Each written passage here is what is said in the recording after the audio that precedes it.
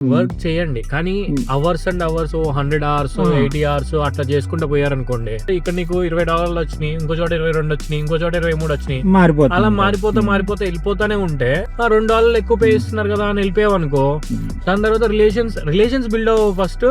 And నువ్వు ఎక్కడ important కాదు, బిజినెస్ ఎడ్లైట్ ఉంది, టోటల్లీ ప్లాన్డ్ సిటీ. అసలు ఎంత వెల్ ప్లాన్డ్ సిటీ అంటే Melbourne is totally unplanned city అని నేను అంట. ఏ ఫీల్డ్ డిమాండ్ ఉండిద్ది, ఏది ఉండదు దేవుడికి. ఒకవేళ ఉన్నా సరే నీలాగా 100 మంది వస్తారు, కాంపిటీషన్ అనేది నెంబర్స్ thousands లో ఉంటారు. నువ్వు 2 years అయినాక చూద్దాం, 2 years పార్ట్ టైం చేద్దాం, తర్వాత తిరుగుదాం, అది చేద్దాం అంటే కష్టం. హాయ్ రాహుల్. హాయ్ అండి. హాయ్. ఎన్ని 1 year అయిపోయిందా వచ్చి? అంతే, జూలైకి 1 year అయింది. జూలైకి 1 year. 2 semesters అయిపోయినాయి కదా? యాక్చువల్లీ 2 అవ్వాలి, కానీ ఒకటి అయింది. ఒకటే సెమిస్టర్ అయిందా? ఓ ఇండియా లేదు, అంటే నేను ఫస్ట్ వచ్చినప్పుడు బిజినెస్ అనలిటిక్స్ జాయిన్ అయ్యా. తర్వాత ఒక సెమిస్టర్ అయినాక ఆ కోర్స్ మనకు ఎక్కట్లేదు, మన వల్ల కాదని ఇంకా ప్రాజెక్ట్ మేనేజ్మెంట్కి మారా. ఓకే, ఇప్పుడు నువ్వు అయితే ఫస్ట్ ఇండియాలో నుంచి వచ్చింది బిజినెస్ అనలిటిక్స్. అంటే దానికి టీఆర్ స్కిల్ దాంట్లో లిస్ట్లో ఉంది, అది ఇది అన్నారని. అప్పుడు ఎప్పుడు స్టార్టింగ్ లో ఇండియాలో ఉన్నప్పుడు అది చెప్పారా నీకు? ఐసిటి బిజినెస్ అనలిస్ట్ రోల్ మంచి డిమాండ్, అది ఇది అన్నారని ఇంకా సరే ట్రై చేద్దాం, కొంచెం అంత కోడింగ్ కాకపోయినా బాగానే ఉంటుందేమో అనుకుని వచ్చా. కానీ ఇక్కడికి వచ్చాక నాకు ఎక్కట్లేదు. అంటే బేసిక్ ఏంది అంటే ఇప్పుడు బిజినెస్ అనలిటిక్స్ కి అంటే నాకు మేనేజ్మెంట్ స్టడీస్ అలాంటివి ఇంట్రెస్ట్. బిజినెస్ అనలిటిక్స్ అంటే మోస్ట్లీ అనాలిసిస్ పార్ట్ అలా ఉంటుంది అనుకున్నా, కానీ ఇక్కడ వచ్చేసరికి మోస్ట్లీ కోడింగ్ అది ఎక్కువ అయిపోయింది. ఎలెక్టివ్స్ కూడా మోస్ట్లీ కోడింగే ఉన్నాయి, బిజినెస్ రిలేటెడ్ కోర్సెస్ ఏమీ లేవు. సో సరిపోతే పోయింది ఒక సెమిస్టర్ అని మళ్ళీ ఇంకా ప్రాజెక్ట్ మేనేజ్మెంట్. సో ఇప్పుడు నువ్వు కోర్స్ మారావు కదా, so business analytics to project management మారావు. అవును.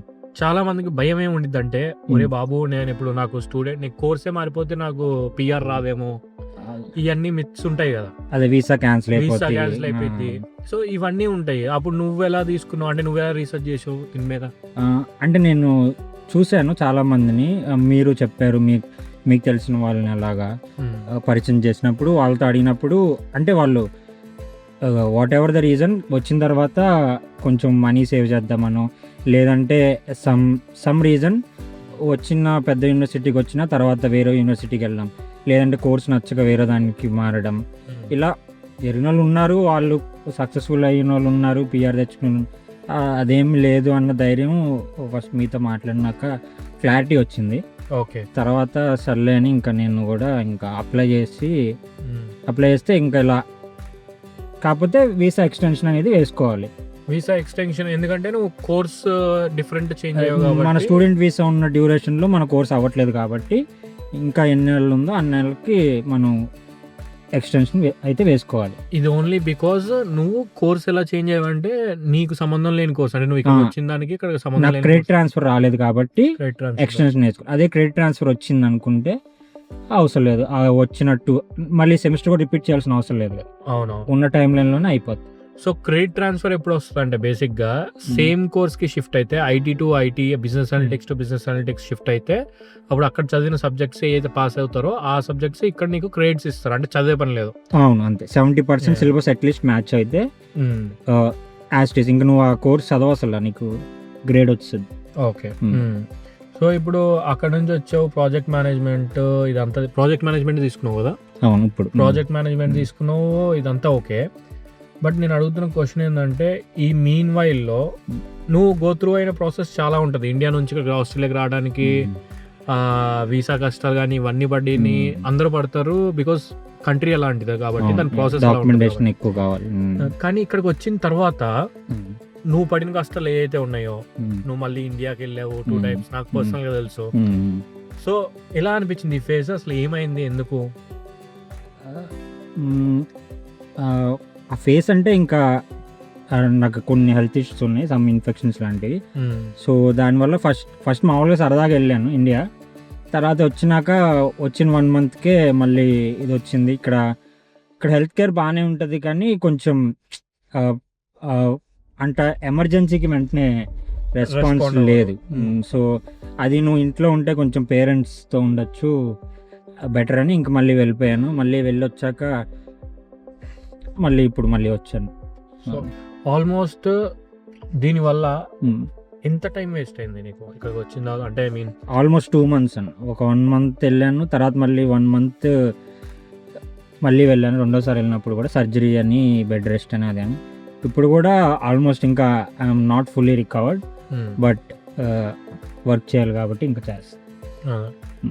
సో నేను చెప్పేది ఏంటంటే వర్క్ చేయండి, కానీ hours and hours 100 hours 80 hours అట్లా చేసుకుంటూ పోయారనుకోండి, అసలు మన బాడీలో నువ్వు సరిగ్గా ఫుడ్ తీసుకోకుండా ఏం చేయకుండా కనుక చేస్తే at the end of the day ఏమవుతుందో తెలుసా? నీ బాడీలో నీకు ఏమవుతుందో తెలియదు అంటిల్ అన్లెస్ అది బయటపడేదాకా. నేను అంతే, నేను ఎవ్రీడే నైట్ 12 to మార్నింగ్ 5 షిఫ్ట్లు ఇస్తున్నారు కదా అని చేసేవాడిని.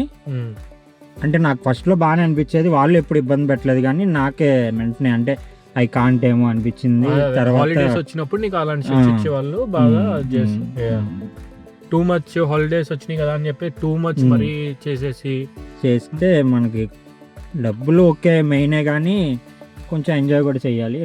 రెస్ట్ అనేది ఇంపార్టెంట్. ఎంజాయ్ అనేది ఓకే అండ్ రెస్ట్ అనేది important and food is mandatory. Food నేను అదే 2 రోజులకు ఒకసారి వండుకుని అదే తినేసి ఓవెన్ చేసుకుని తినేవాను. కానీ తర్వాత ఈ మధ్యన కొంచెం బెటర్ టైం తినడం, అది కొంచెం అది నేను ఎన్ని అవర్స్ చేయగలను రియలైజ్ అయ్యి అన్ని అవర్స్ చేయడం, అదే అలా చేసి ఉన్న మనీతో ఎలా సేవ్ చేసుకోవాలి, ఎలా స్పెండ్ చేసుకోవాలి అనేది కొంచెం ఐడియా తెచ్చుకొని అలా కొంచెం I think I'm better now.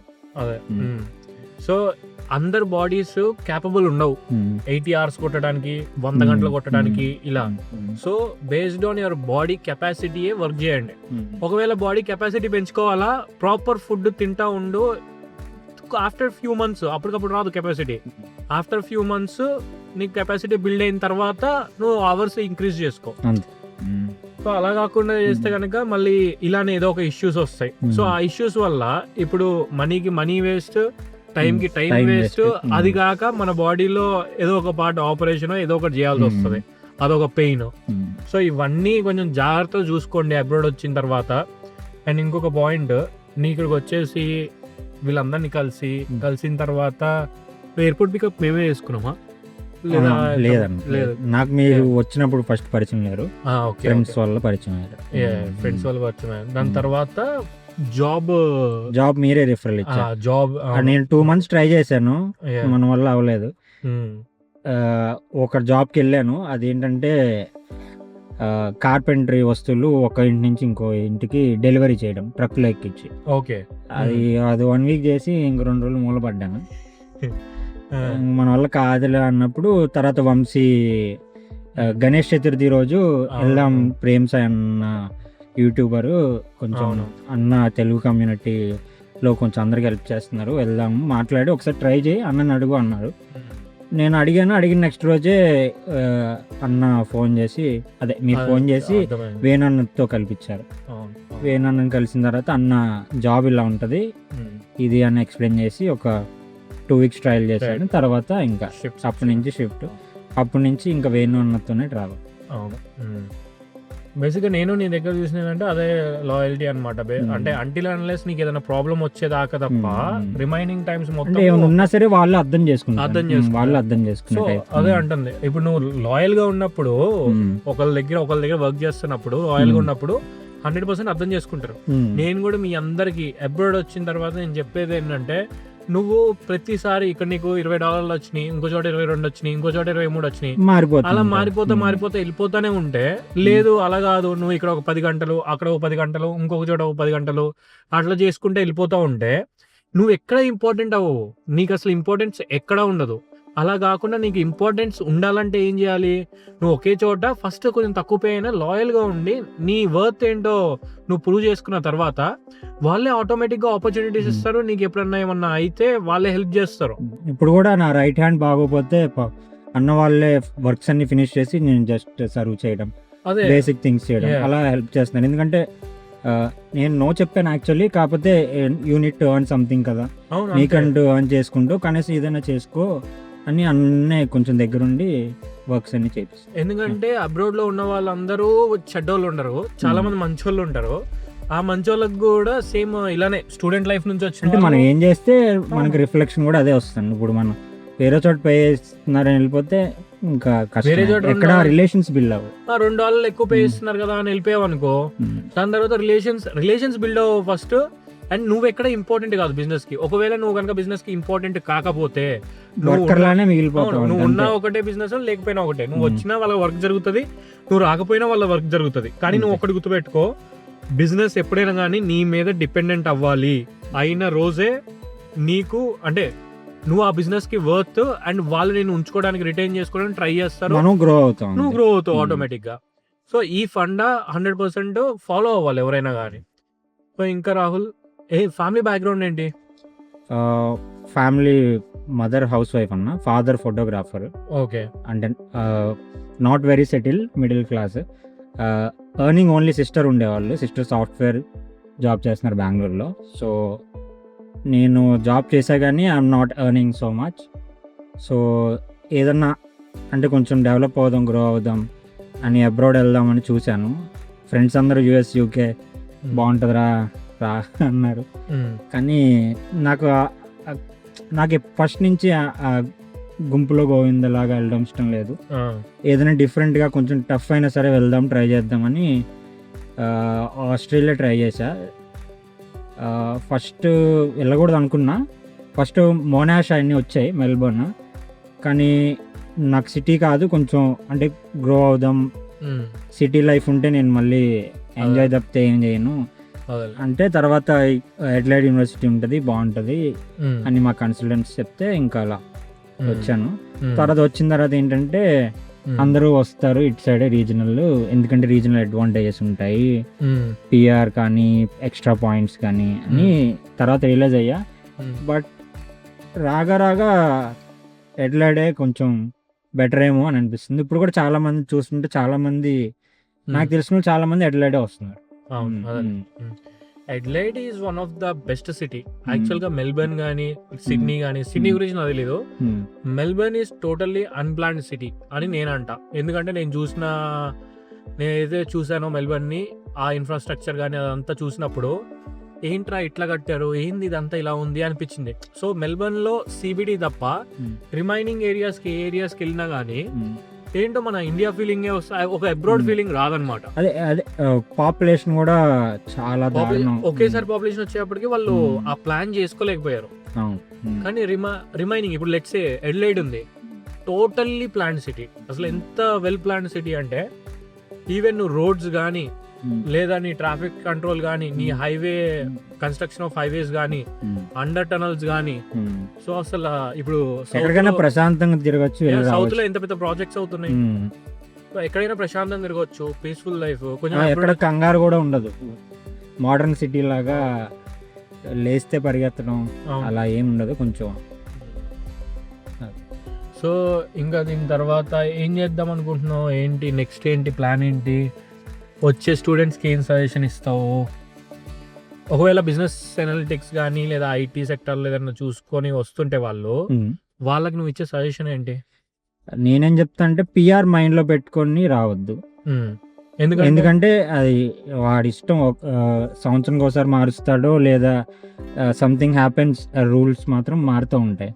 PR కాకుండా నీ స్కిల్ ఎక్కడ స్ట్రాంగ్, నీకే కోర్స్ చేయాలని ఉంది, నీ ప్యాషన్ ఏంటి, బిజినెస్సా లేదంటే నేను ఒక IT టెక్లో బాగా ఎక్స్పర్ట్, సైబర్ సెక్యూరిటీ సంథింగ్, నీ స్కిల్ ఏంటి, నేను దాని నుంచి ఎలా గ్రో అవ్వగలను, దాని రిలేటెడ్ కోర్స్ చేస్తే ఇంకెంత అడ్వాన్స్ అవ్వగలను అనేది మనకి మనం అర్థం చేసుకొని కొంచెం దాని రిలేటెడ్ కోర్సెస్ చేస్తే ఓకే. నువ్వు PR కదా అని బ్లైండ్గా ఆ కోర్స్ చేద్దాం PR వచ్చిద్దిరా అని చెప్పి వస్తే మాత్రం తర్వాత నువ్వే 2 ఏళ్ళు కష్టపడాలి. నువ్వు ఫీజు ఎందుకు కడుతున్నావు నీకే తెలియదు. వచ్చిన తర్వాత వాళ్ళు సడన్గా ఆ జాబ్ లేదు అంటే నీకన్నా ఎక్కువ ఎవరు రిగ్రెట్ అవ్వరు. సో బేసిక్గా నేను చాలా మందికి అదే చెప్తా కాంటాక్ట్ అయినప్పుడు, నా ఈ కోర్స్ తీసుకుంటే పిఆర్ వస్తుందా, ఆ కోర్స్ తీసుకుంటే పిఆర్ వస్తుందా. అరే బాబు, నువ్వు వచ్చేది ఎప్పుడు, నువ్వు నెక్స్ట్ ఇయర్ ఇంకా రాలేను ఆస్ట్రేలియాకి, వచ్చిన తర్వాత నుంచి మళ్ళీ ఇంకో 2 years ఆగాలి. 2 years అంటే లెట్స్ ఇప్పుడు 2026 లో ఉన్నాం అనుకో, వాడు వచ్చే 2027 అనుకో, 27 నుంచి 29 వరకు ఆగాలి. 29 లో నువ్వు మాస్టర్స్ కంప్లీట్ అయింది. అప్పుడు ఏ ఫీల్డ్ డిమాండ్ ఉండిద్ది, ఏది ఉండదు. దేవుడికి ఒకవేళ ఉన్నా సరే నీలాగా 100 మంది వస్తారు, కాంపిటీషన్ అనేది నెంబర్స్ థౌజండ్స్ లో ఉంటారు. అవును. సో నువ్వేం చేయాలంటే బేసిక్గా నీకు అప్పుడు నువ్వు జస్ట్ నీ స్కిల్ ని బిల్డ్ చేసుకుంటే వెళ్ళిపోవాలి. అంతే. అప్పుడున్న టైంలో అది ఏం చేయాలి, పిఆర్ కి ఏదైతే చేయాలో అది చేసుకోవాలి. అంతేగాని తర్వాత ఈ కోర్సే చేసి నాకు పిఆర్ఏ కావాలంటే కనుక కుదరదు. అంతే. ఇక్కడ రిక్వైర్మెంట్, ఈ కంట్రీ రిక్వైర్మెంట్స్ ఏంటో అది మ్యాచ్ చేసుకోవాలి.